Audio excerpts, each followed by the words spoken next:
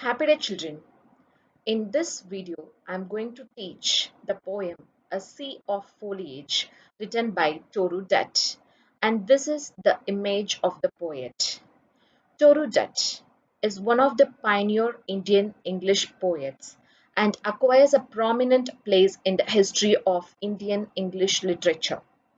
Toru Dutt has written both descriptive and narrative verse, but her narrative poems have rich descriptions of nature. Much of her short life was spent in two spacious garden homes, Rambagan and Bagmer in West Bengal. This garden shaped her keen sense of observation and her response to color. Toru Dutt spent most of her life in Kolkata. The family had two houses, one in the city and a country house called Bogmar.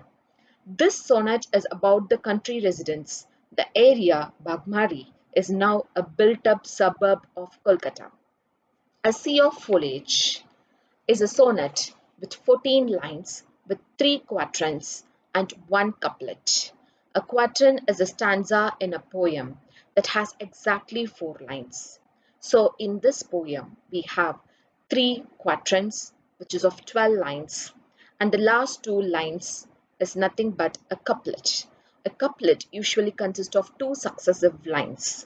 In simple couplet form, 2 lines of rhyming poetry. Here comes to the description of the poem.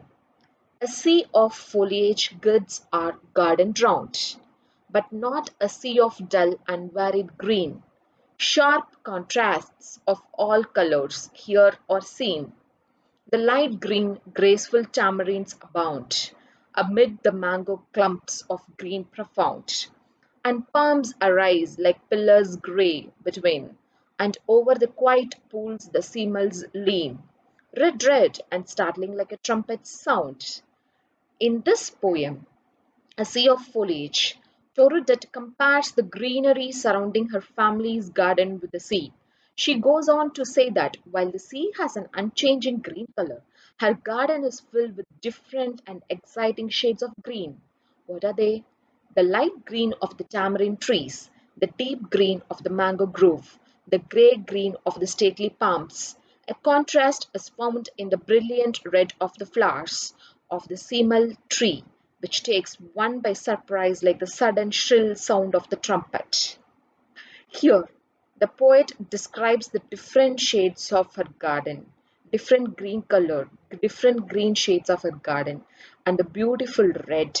And she's comparing the seamel's tree with the trumpet's sound. And here comes the third stanza. But nothing can be lovelier than the ranges of bamboos to the eastward when the moon looks through their gaps, and the white lotus changes into a cup of silver. One might swoon, drunken with beauty then, or gaze and gaze on a primeval Eden in amaze. She says that the loveliest, however, are the lines of bamboo trees growing towards the eastern side of the garden when the moon shines through the bamboo trees and when the white lotus looks like a silver cup. The scene is so enchanting, isn't it, that one might almost faint, intoxicated by its beauty, or gaze in wonder at what looks like the Garden of Eden, the first garden created by God for Adam and Eve.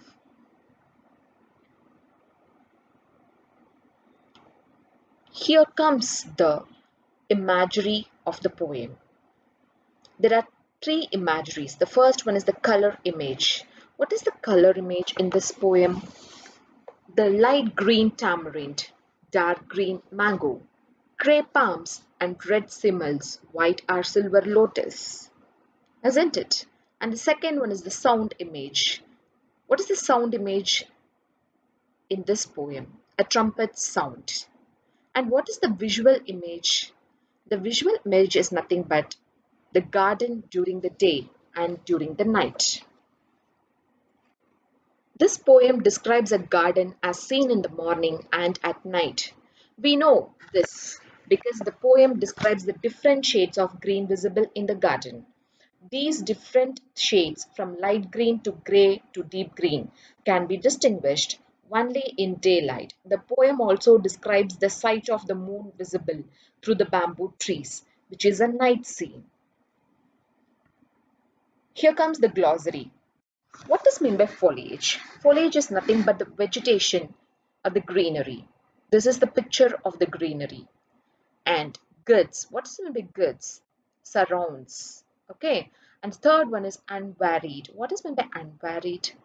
Being the same without change. And what is meant by abound? Exist in large numbers. And what is meant by clumps?